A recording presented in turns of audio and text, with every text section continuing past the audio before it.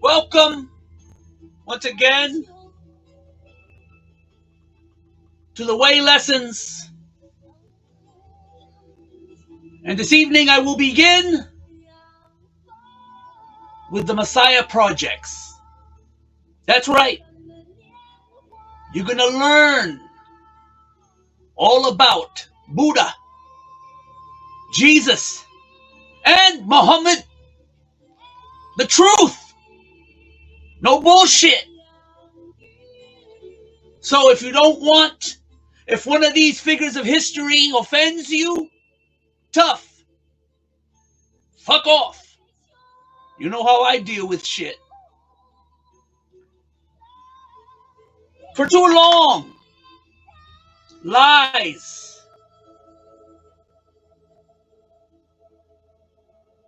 have been spoken about these great men of history, these messiahs. Well, that ends beginning today. And, matter of fact, the Buddha is the first one that I'll be speaking about, reading about actually, from the great mother book.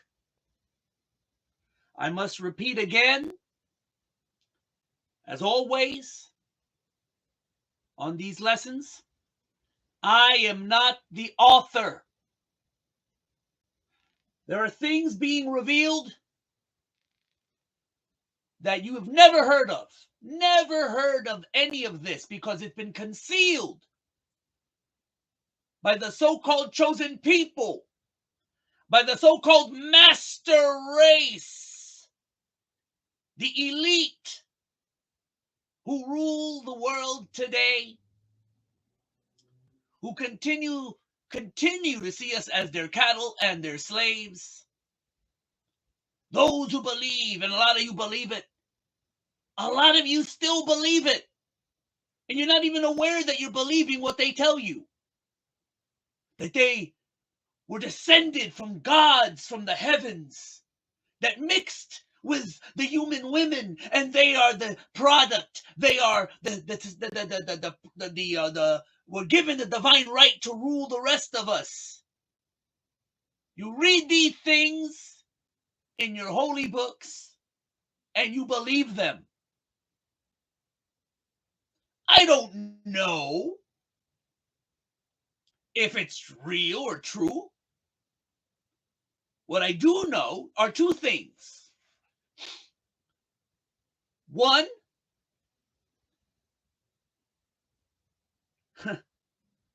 they believe it. They believe it, and they have the power. That's number one. And the second thing I know for sure is that they are fucking liars. They lie about everything.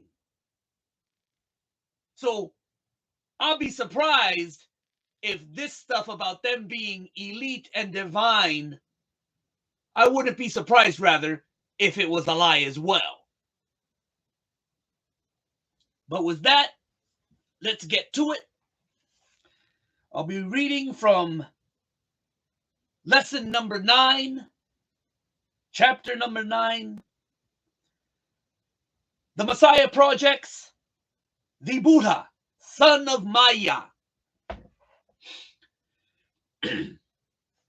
After the Great War, which freed humankind from its masters, the daughters of Ma, also known as the Doma, the title of this channel, took over its education and civilization. they decided to use a control system already in place: religion. Whereas before it had been used to control humans and keep them within a certain area, it would now be used to bring them education, basic societal concepts, and most important of all, the laws and the word of God.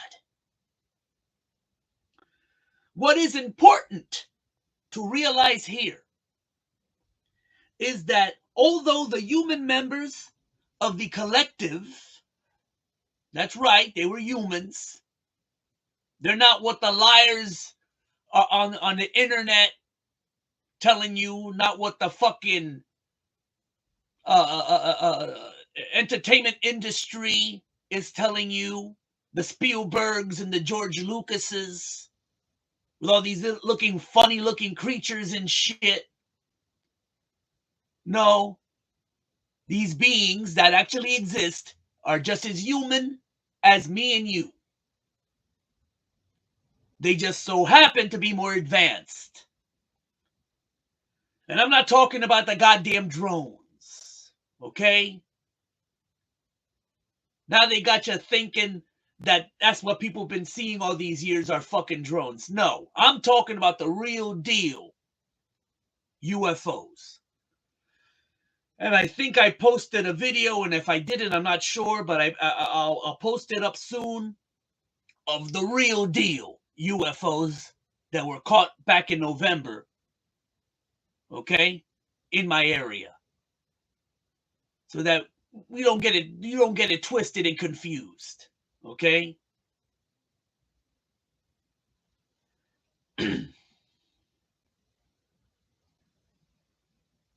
Where did I leave off?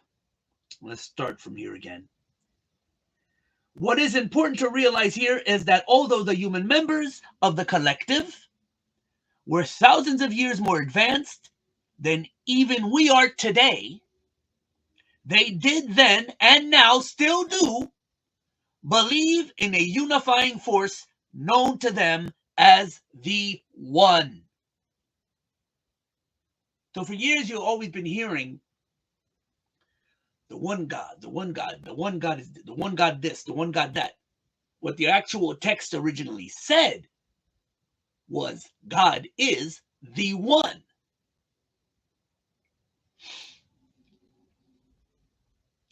There are certain truths and laws of conduct they believe are made manifest to life by the One. We know this as the laws and word of God. It was their intent to bring humankind this knowledge. The program itself was vast, far too complicated and large to be covered in full here. Instead, we will focus on the last 1,500 years of the project. During this time, a series of teachers were sent to mankind. I have already covered the general purpose for this, so let us now look at what these teachers tried to teach.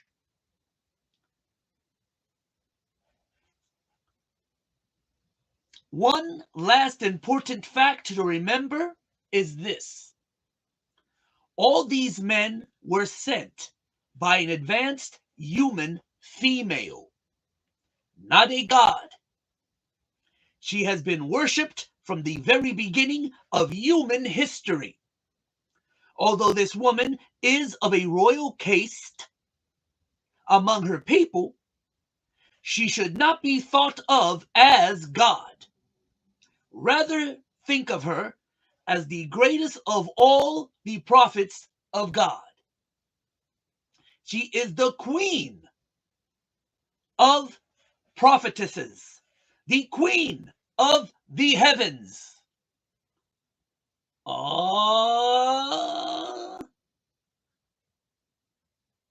That's where the Catholic Church got it from. The Queen of Peace.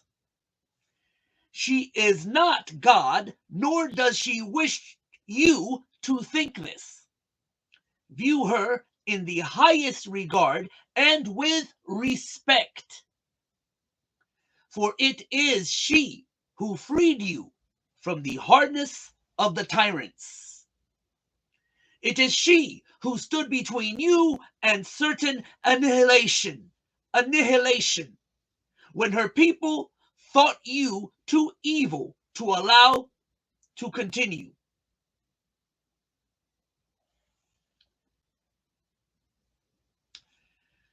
It is she who has brought you the prophets and the laws and word of God. Thank her by being true human beings of intelligence and compassion.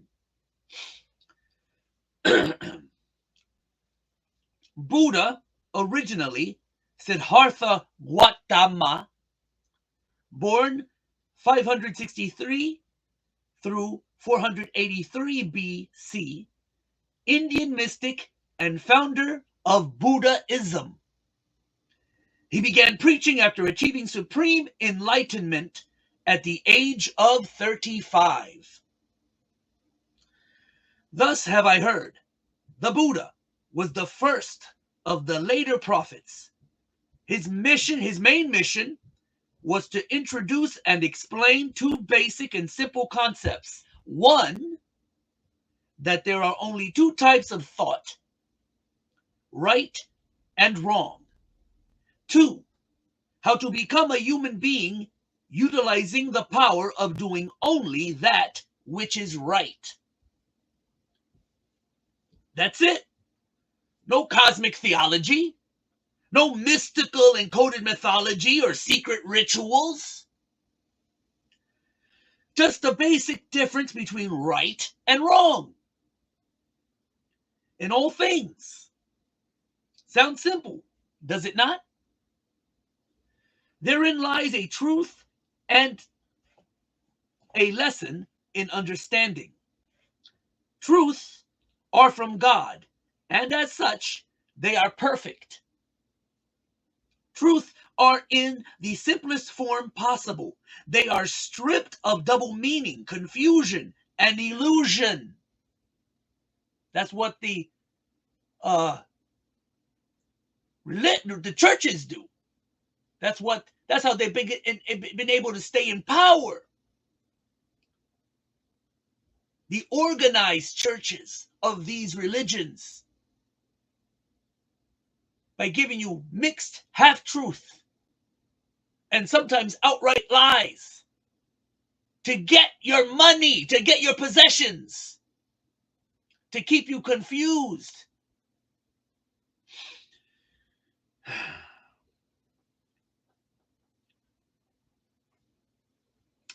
They state a simple fact that is as easily comprehended by a child as it is by a scholar. A truth will trigger that little piece of God in each of us that knows right from wrong. You must learn to trust your own ability to see the truth. It will be very important later on as we try to pick through the mass of confusion, lies, and just plain evil that man has intermixed with the laws and word of God. A little hint. If you have to have a priest explain it to you, it isn't. With that said, let us look at the Buddha, the enlightened one of God. The Buddha held to what he called the golden rule. All that we are is the result of what we have thought. The Buddha was born 2,500 years ago, and approximately 500 years before Jesus. He was born in a royal family of India. Legends say that he was born from the great virgin Maya. Oh, you thought Mary was the only virgin, didn't you? This is the Hindu version of Mary. You now know, of course, that he was the product of the Doma Messiah project. He did not start his career until he was in his 30s. The events that led to his enlightenment are quite interesting. One day, the Buddha sat under the Bo tree. This tree is called the tree of wisdom or enlightenment. It is the same tree associated with the goddess image throughout the world. Deborah sat under the palm tree. Isis had her holy tree at Martyria, to where both Mary and Jesus fled in Egypt. The point is this: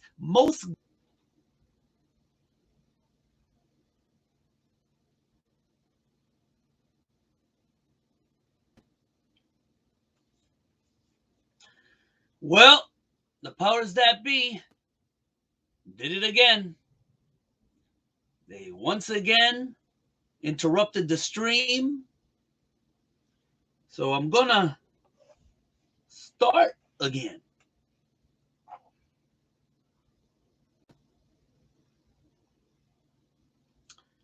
What I'll do is download these videos and then re-upload them, because they might attempt again to disrupt the stream. So I'll start off right here. He falls into a deep meditation and thus begins the enlightenment. The spot where he sat is now called the immovable spot, since he stayed there for 4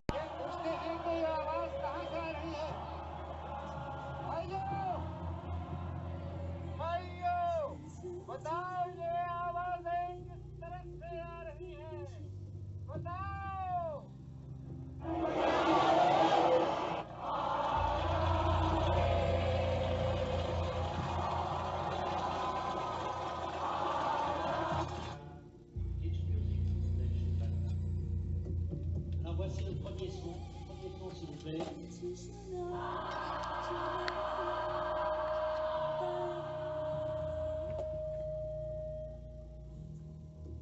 Voici le deuxième son.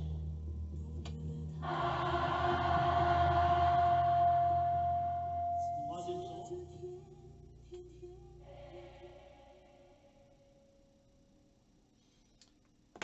Yesterday, the enemy, socialist, atheist, satanic bastards once again sabotaged my video, disrupted my stream, my live stream.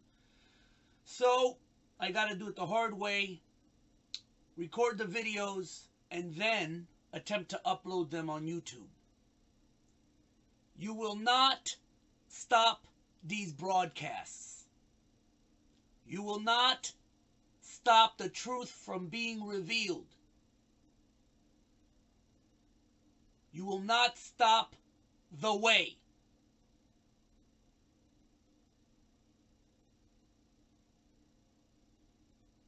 By this sign, you shall conquer. This is what the One is saying.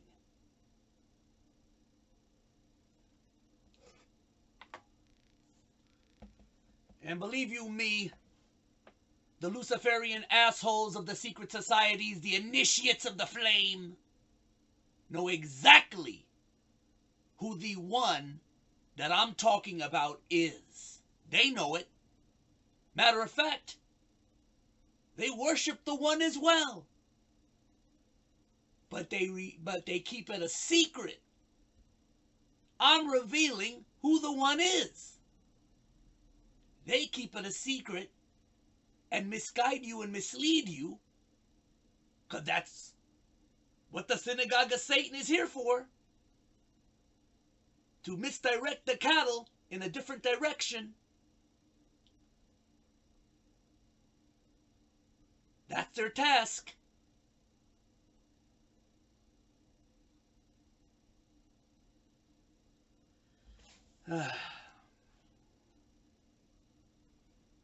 So I'm going to start where I left off. This might also, if they have hacked into my account, this stream might as well be disrupted. But if it takes me all fucking day, this video will be uploaded. Let me start from here again so there's a little bit of context. One day the Buddha sat under the Bo tree. This tree is called the tree of wisdom or enlightenment. It is the same tree associated with the goddess image throughout the world. Deborah sat under the palm tree. Isis had her holy tree at Mataria, to where both Mary and Jesus fled in Egypt. The point is this: most goddesses had a tree shrine linked to them. It is this tree that the Buddha now sits under. He falls into a deep meditation and thus begins the enlightenment. The spot where he sat is now called the immovable spot. Since he stayed there for 49 days, it was here that the goddess Maya tempted him. She wanted to see if he was indeed worthy enough to receive enlightenment. I will not go into this particular test with the Buddha. I want to save it for the next way message. Jesus was tested in the exact same manner, and I will use his example to show you the others. After his awakening, the Buddha began to teach the masses of the law and word of God. His most famous lesson was given to the people at Benares. Buddhists hold his teachings there in the same light as Christians hold the Sermon on the Mount. Let me stop here for a moment and explain a very important thing to you. The reason I am going through all the messiahs and their basic message is this: most of you consider the other religions to be false, with false prophets. Yet many of you do not know what these other men said or what their religion contained. For instance, of the Christians out there hearing this, how many do you think have read the Quran or studied the teachings of the Buddha? Almost none. Why? Because they have been told not to. Plain and simple. Of that group, many condemn without even knowing that which they condemn. It is my hope, and the hope of she who sent me, and we're talking about the author, that you will see the underlying truth in all these religions, that they all say the same thing and all come from the same source. That said, let us get back to the enlightened one. At Benares, the Buddha gave the people his main message. He told them there were 4 basic truths they should know. 1. All through your life there will be suffering, pain, and misery. 2. This suffering is usually caused by selfish cravings and personal desires. 3. This suffering is not a necessity of life and can be overcome. 4. The way to eliminate or reduce suffering in your life is to follow the examples of the Eightfold Path. In order to go any further, we have to introduce one more concept: reincarnation. Now, before any of you good Christians take off in fright, realize this. Before the Council of Nicaea, you as Christians were taught to believe in reincarnation. No, you still don't believe me? Then read the following verses. John 3, verse 3. Jesus answered and said unto him, O verily, verily, I say unto thee, except a man be born again, he cannot see the kingdom of God. John 3, verse 7. O marvel not that I said unto thee, ye must be born again. Now you can disbelieve me, but do you dare him? Jesus knew that reincarnation is a part of God's laws. The Buddha said that the end goal was to get off the karmic wheel of life and death and reincarnation. This ending would then let you leave this world and merge back into the One. It is an end to itself. He called this state of rejoining God nirvana, the ultimate bliss. Well, now let's see. The ultimate bliss is to be with God. Well, maybe the Pope's right. Sounds pretty demonic to me. All kidding aside, the Catholic Church, and in particular the current Pope, have made significant strides. Are you aware that they officially declared that the God of the Jews and Christians is the same biblical God as that worshipped by the Muslims? Survival is the mother of all invention and conciliation. So what about the Eightfold Path? Here are the steps.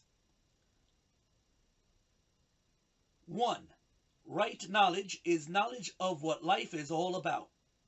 Knowledge of the Four Noble Truths is basic to any further growth as a Buddhist. 2. Right aspiration means a clear devotion to being on the path toward enlightenment. 3.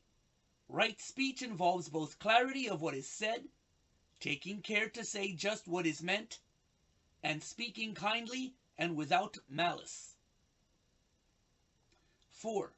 Right behavior involves reflecting on one's behavior and the reasons for it.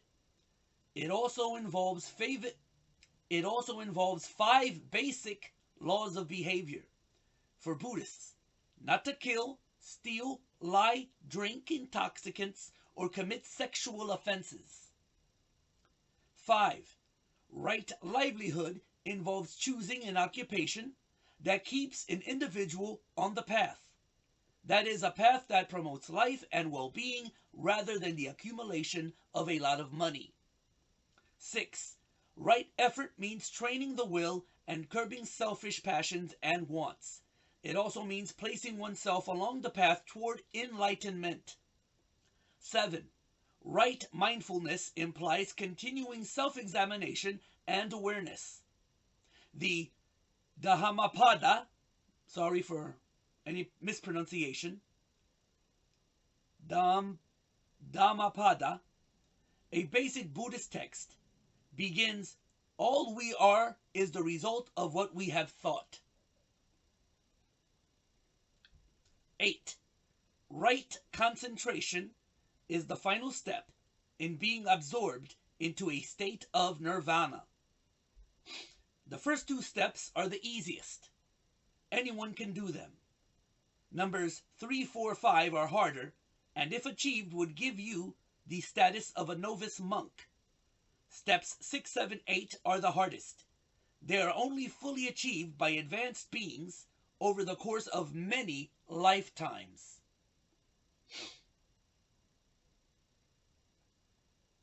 We are interested in steps 1 through 6 to begin with. Let's look at each of these now. 1. right knowledge. As with all things, there is a beginning and an end. This principle is the first step, the beginning of your way to God. One of the results of becoming human is that the distance from the animals increases as your knowledge increases. Those who say knowledge is not important are fools. Those who keep knowledge from you are setting a trap. Your job as a human being is to acquire as much knowledge as is the one thing. Your job as a human being is to acquire as much knowledge as possible. Knowledge of life, of science, of spirit, of God. Knowledge is the one thing that can never be taken away from you. Learn to see that which is new in all things. A person could spend an entire lifetime learning all there is to know about a single blade of grass. So don't think that you can ever know everything. Knowledge allows you to think about something intelligently. It is helpful in solving problems. It is the key to understanding and invention. Knowledge can open your eyes to things you cannot see. It can bring revelation into your life. Here's an example of the power of knowledge. I have told you what I call this work I do. I call it the way. But did you know that the Buddha called all his teachings the middle way? Or that Jesus' followers called his teachings the way? Or that Muhammad taught the way of Islam? Surprised? Feel it? That's why knowledge is way cool. I told you, they all taught the way. Knowledge holds unaccountable moments like this in store for you. There are two kinds of thought in this life, those that cause pleasure and those that cause pain. Knowledge can produce both.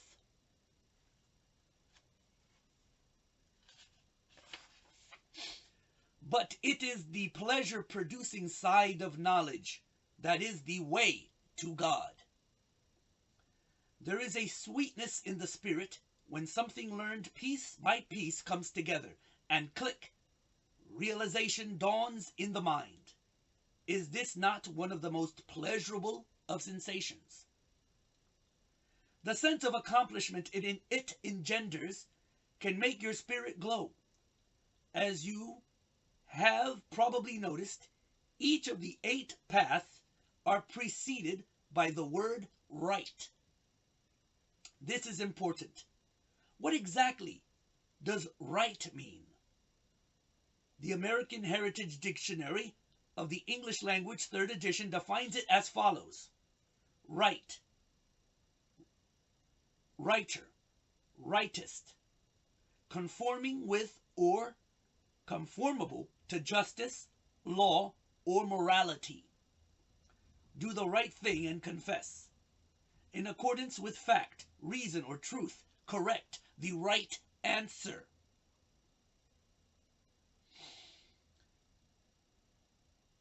Fitting, proper, or appropriate. It is not right to leave the party without saying goodbye. Most favorable, desirable, or convenient. The right time to act. In or into a satisfactory state or condition. Put things right. In good mental or physical health or order. These ideas are represented by the word we call right.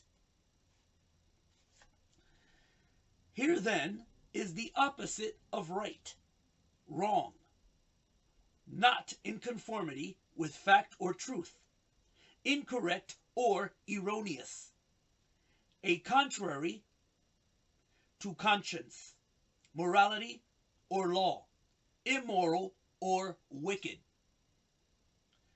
unfair, unjust, not required, intended or wanted, took a wrong turn, not fitting or suitable, inappropriate or improper.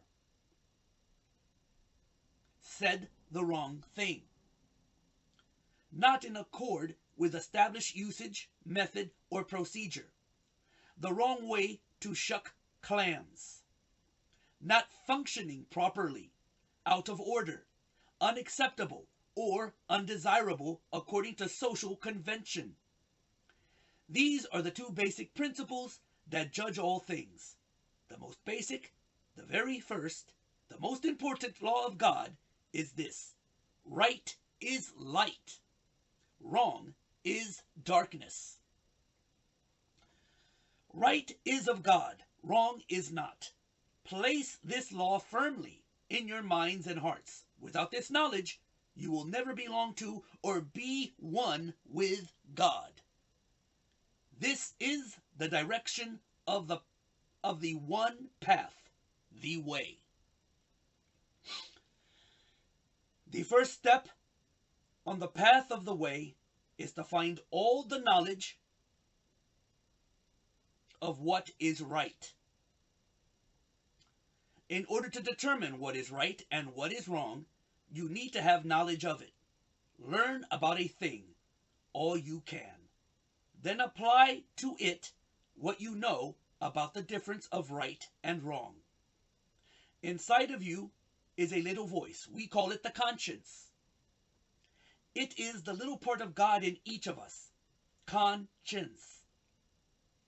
The awareness of a moral or ethical aspect to one's conduct, together with the urge to prefer right over wrong.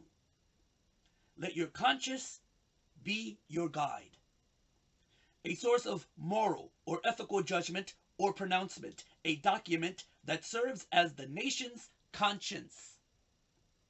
Conformity to one's own sense of right conduct, a person of unflagging conscience.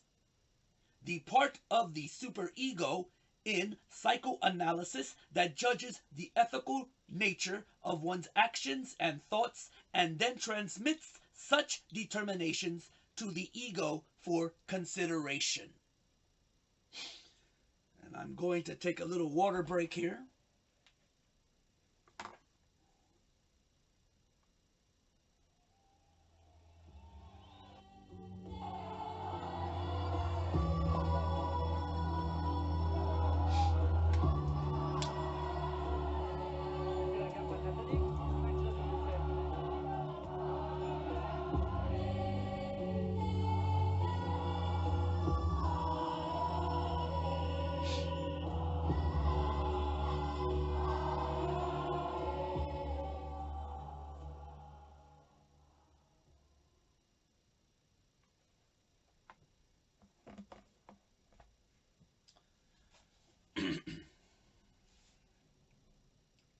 I continue.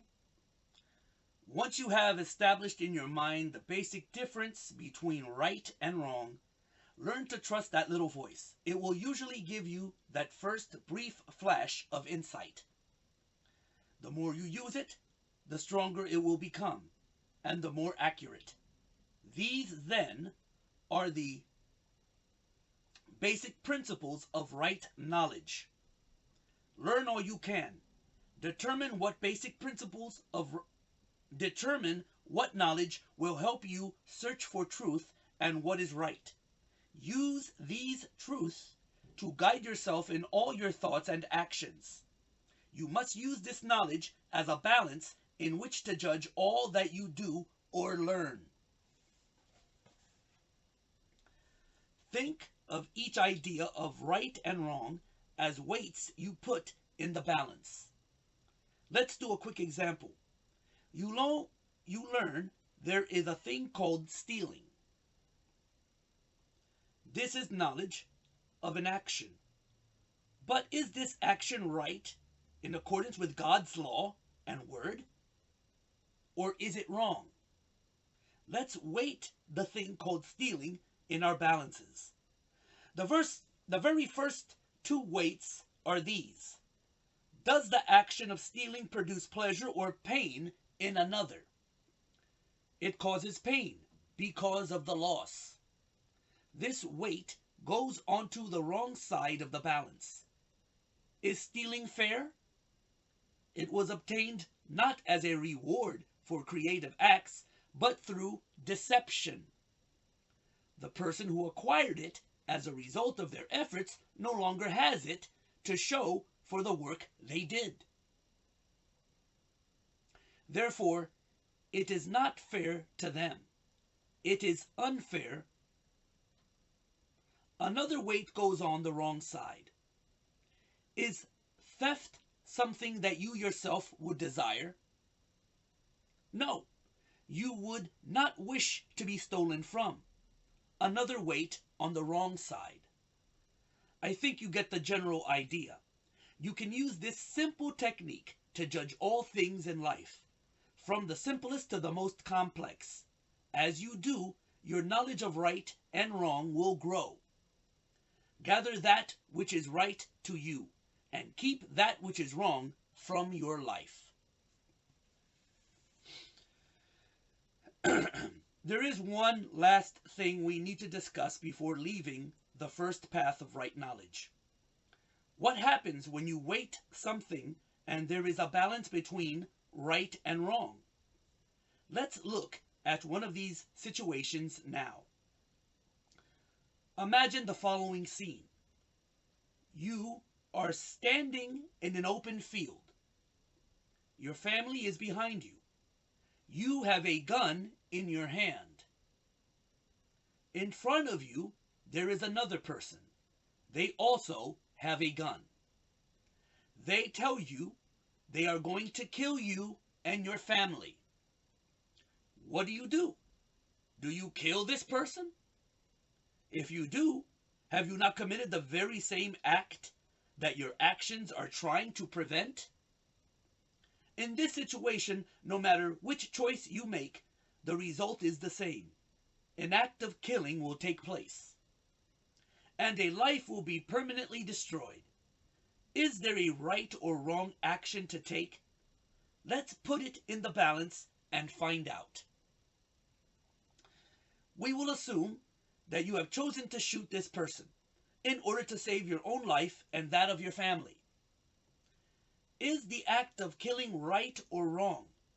Have you preserved life or have you destroyed life? You have done both. Killed a person to save a person. Some would argue that you saved more than you killed.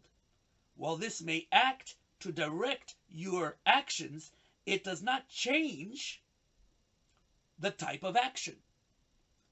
The fact remains, you have killed. A weight must be placed on both sides. Right for saving a life, wrong for taking life. Did this cause a pleasure or pain? To the person you killed, it brought the ultimate pain. To the person you saved, it preserved their God-given right to experience the pleasure we call life. Again, put a weight on each side. The scales remain balanced. This is what we call a no-win scenario. You have been forced to destroy in order to preserve creation. Although these situations are rare, they will arise, and you must be prepared to do two things. Make the correct choice, and then live with that choice afterwards. In the previous way message, I described the journey of the soul upwards through the ocean of life. When a situation like this occurs, no matter what good your actions have accomplished, the fact remains that you have also acquired weights that are wrong. This is the internal balance of your soul.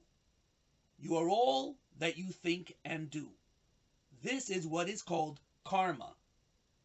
Karma is the state in which your internal balances are recorded. If in your life you have done wrong, the balance or karma leans towards evil. If you do good, the balances are tipped toward good. In our last example, the karma incurred was both good and bad. Since it is your goal to be a being of only good karma, you have incurred a karmic debt which must be repaid.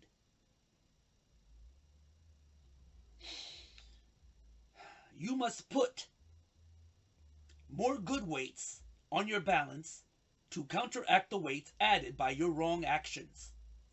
A general rule for doing so is this: for every bad karmic action, do 2 good karmic actions. One to restore the balance and one to push the balance to the side of good. These actions must outweigh. These actions must also be of the same caliber or power as that which you seek to outweigh. All of what I have just told you encompasses not only the first path, right knowledge, but also the next 3. They are interrelated and intricately tied into each other.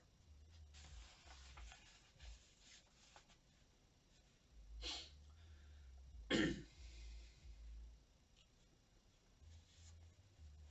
me take another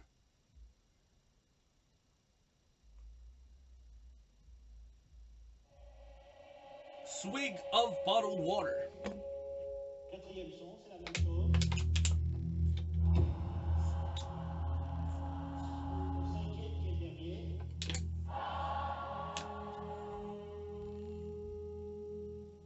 And now, tous les sons ensemble, s'il vous plaît.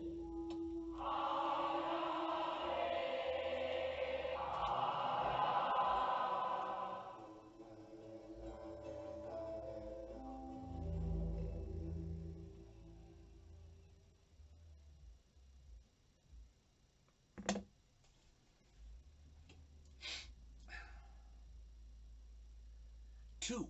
Right aspiration. This is realizing that you want to be a being of good. 3. Right speech.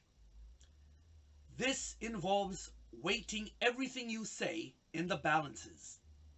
You wish to say only that which is truth or good. It also means that you must think very carefully and say exactly what you mean. If you tell someone something and it makes them think something else or has hidden meanings, it is bad karma. Then there is 4. Right behavior.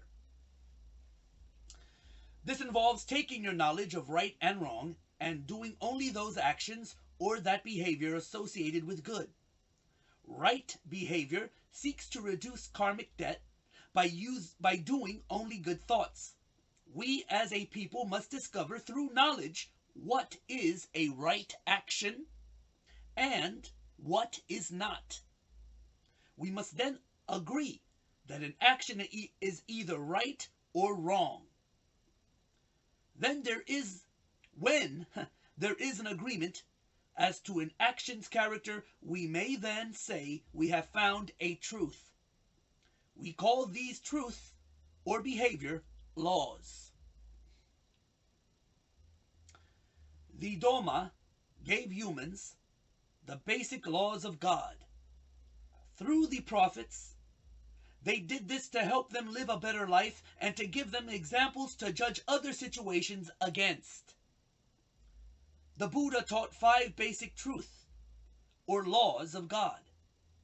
These are: do not kill, steal, light, take strong intoxicants, do unnatural sexual acts. Now, with what you have learned, weight each of these things in your balance and see if they are truth.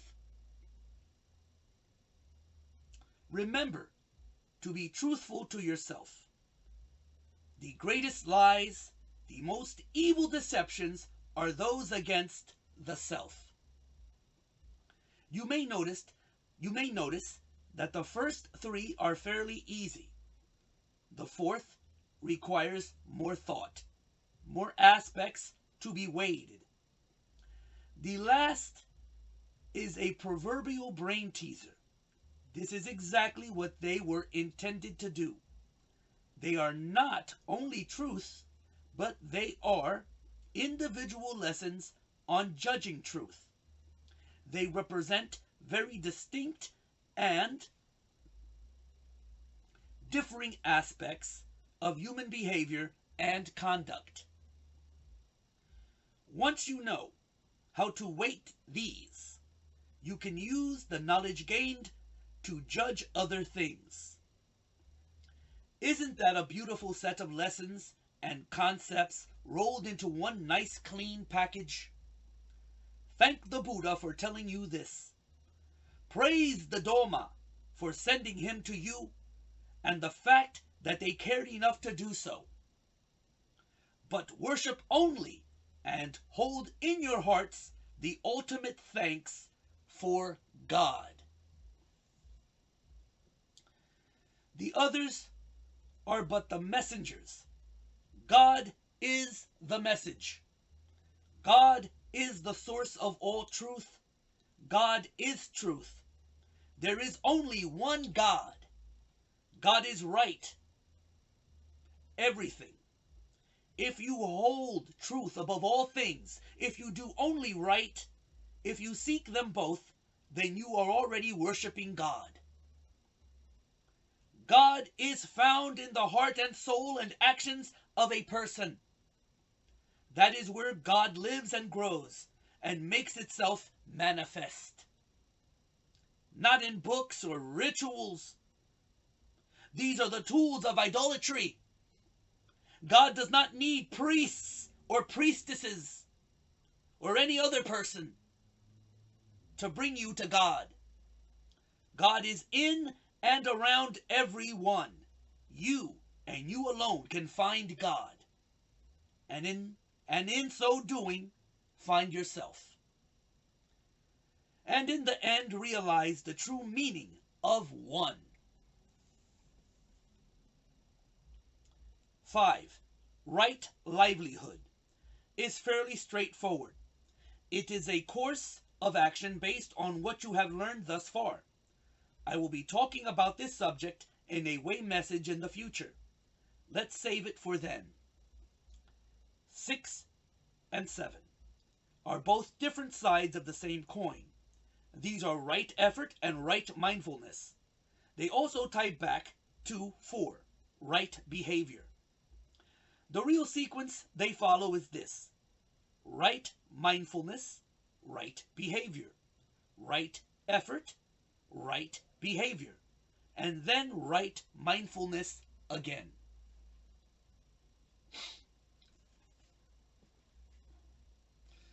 What's it all mean? The answer to that is really quite simple. It's the implementation of these principles that is so hard. Realize right here and now that they cannot be achieved in one lifetime. They are continually refined over the course of an entire race's existence. Their ultimate purpose is to rid every being on the planet of wrong. Everything. Once this is achieved, and only then, do you merge with God and become one. Now think very hard about what I am about to say. Weight it, ponder it, argue about it, and when you finish, do it again and again. God is the one. All things are one in God. There is no wrong or darkness or evil in God. These things cannot exist in God. If you tried to join God with even the smallest amount of darkness in your soul, you would cease to exist. God chooses to not rid the darkness for you.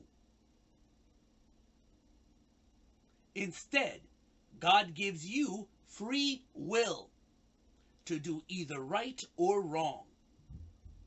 God gives you everything necessary to rid yourself of darkness, to become a being of light, and to find the way back to where you came, the One. It is this greatest gift God has ever, it is the greatest gift God has ever bestowed on the universe. It is called life. It is up to you to find the truth in what I have told you. Ponder it, question it, argue about it, seek it out with all your heart. I promise you this, on the day you find the truth in what I have said, and understand what I have really said, you will be there, and it will be finished.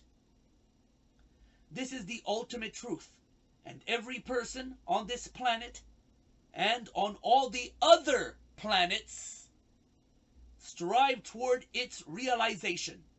It's just God's way, my friends. Just God's way. 8. Achieving right concentration. A small glimpse. To be a being of concentrated and pure light. 6 and 7 are the contemplation you give to the success or progress you have made toward this goal. Right mindfulness involves the honest introspection of who and what you really are. Remember, what I told you was the first golden rule. You are all that you have thought and done. In order to change something, you must first know what that something is. In the case of you, only you can really know what goes on inside you. Only the self can know the self. You must look very hard and honestly at your life and actions. Do not lie to yourself or try to justify that which you knew to be wrong. Examine all of the right behaviors and the wrong behaviors. This is the first step in right mindfulness, to know all your actions. The next step is to identify and isolate all the wrong things, and then determine what caused them. What made you think that? What made you do that? What made you say that? Here's an example. You went to a party last night and became very drunk. You seemed to change, becoming almost another person. You were angry, argumentative, and even fought with and hurt someone. But now it's morning. Let's look back on the day before and all your actions. You identify first all the actions which you did. For brevity, I will only mention a few. 1. You helped someone move some furniture and did not accept payment. 2. You fought with and injured someone at the party. 3. You yelled at a person and said things that hurt them emotionally. Now take what you have learned and weight your actions in the balances. Did you have a good karmic day? No. You did but one right action. You did one wrong action and one wrong speech. You incurred a karmic debt. This is the process of achieving right mindfulness. Review, identify, weight. I need to express in as strong a way as I can the importance of this first step. The first step in eliminating evil from your life is to identify it.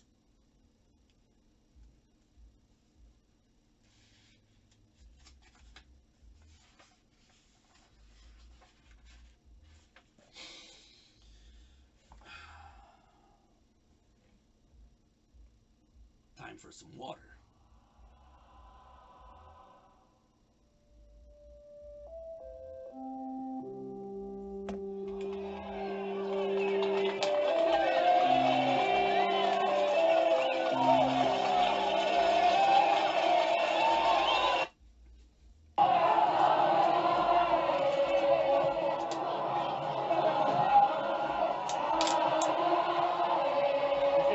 Catholique, taxe de Bruxelles.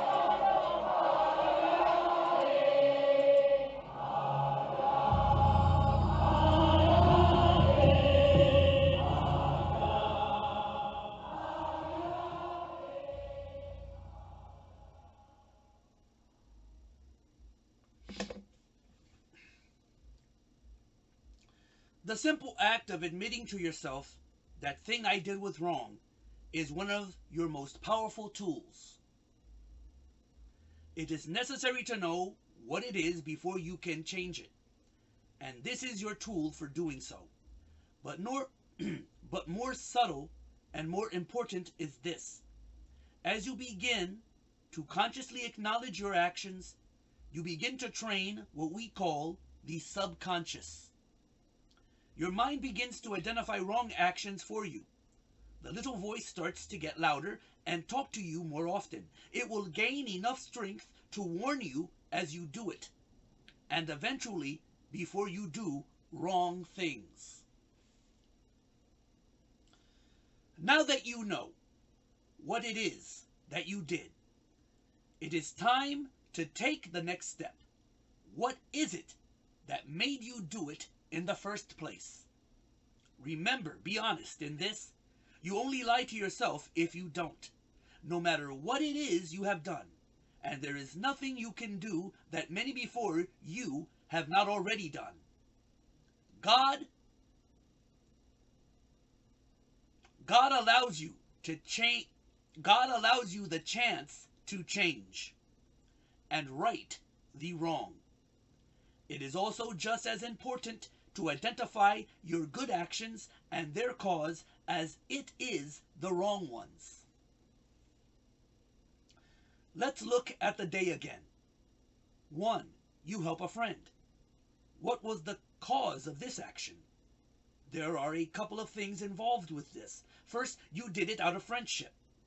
Friendship is a positive or right thought. Second, you experience pleasure in making someone else's burden lighter.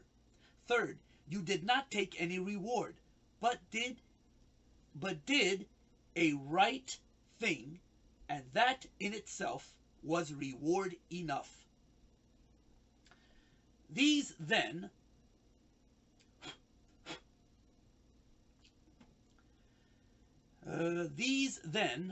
are the right thoughts and actions found in this deed. Now let's look at the other two. 2. You got drunk and hurt someone. Part of this one is obvious. Drinking can affect your behavior. This also applies to other intoxicants or drugs. Anger also played a key part in this one. Anger is a negative emotion. Notice that I did not say wrong. There is a difference between wrong and negative emotions. Anger usually leads to destruction of one form or another. And destruction is negative. Therefore, creation is positive. If you are angry at something that means you know intentional harm, then this is wrong. What happens when your anger is directed at another destructive action, though?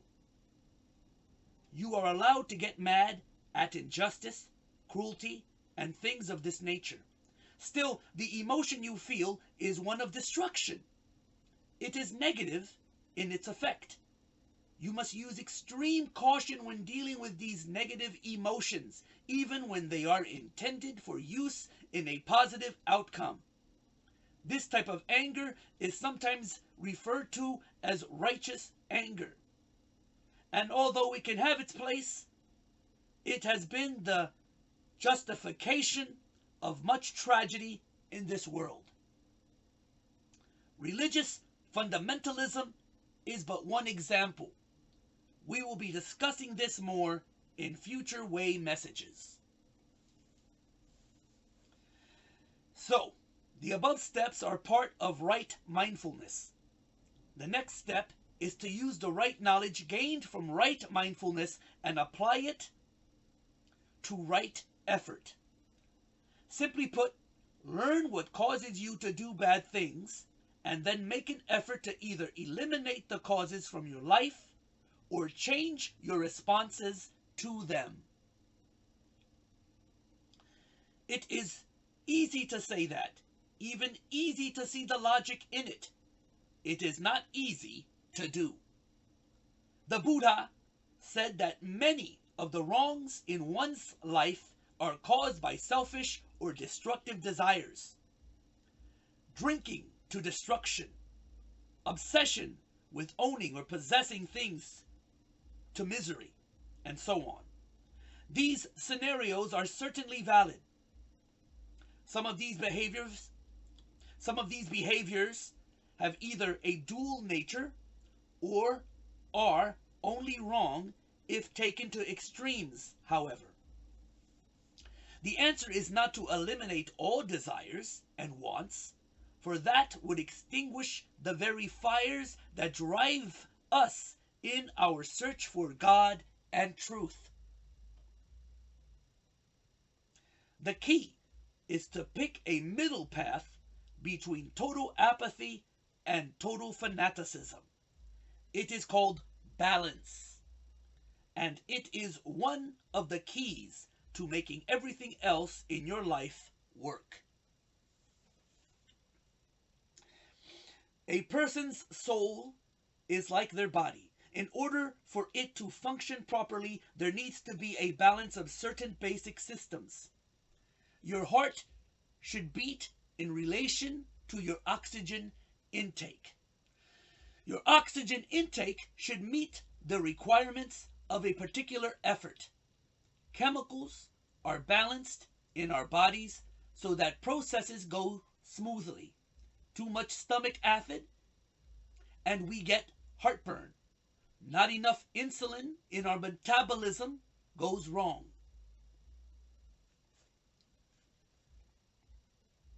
All these things exist in balance with one another. So too should your life be. Right effort seeks to not only steer your life toward good, but also to create balance in it. Let's take an example. Desires make up a good portion of the emotions you feel. People with too little desire are said to be apathetic or lazy. People who have too much desire are said to be zealots or perhaps greedy. Somewhere in between these two extremes lies the middle point of desire. Perhaps you want to have a boat. You think of sailing and fishing all day long. You work as many hours as you can. You spend your off hours studying boat-related subjects. You really want a boat. Your life would be so much better with a boat. You have to have a boat. You will do anything to get the boat. What started as a simple desire for something which could give you pleasure has now turned into a destructive obsession. Destructive to not only you, but also to those around you. You take time away from your family. Perhaps you spend money that would better be used for other family-related needs. Knowing the difference between a simple desire and an obsession is crucial. Obsessions destroy all the balance in your life. Obsessions come in many forms, but their effects are always the same. What we are looking at now are the specifics of emotions. Much more of this topic is the subject of the next two-way messages, particularly the Jesus message. What you have hopefully learned here of the teachings of the Buddha are the spiritual tools necessary to change your actions, behavior, and in the end, your soul. These 8 basic tools will help you implement the examples that are provided in the Christian and Islamic faith. They are yours to do with as you will. Remember though, only you can choose to use them. Only you can choose to change your thoughts and actions. In order to use them, you must have the desire in your heart to be a better person, to make a better world, and to find your way back to God. It is the one desire in this universe that you can never be too extreme about. When you have this desire in your heart, you have it within you to accomplish all things. That you should be happy and the world should be made a better place is the will of God. If these are your desires as well, then you have already surrendered your will for God's own. It is the only time that a surrender can mean total victory. Peace. Madi.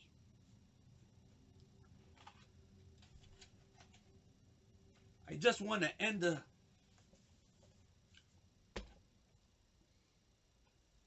upload in reiterating what I said earlier. You,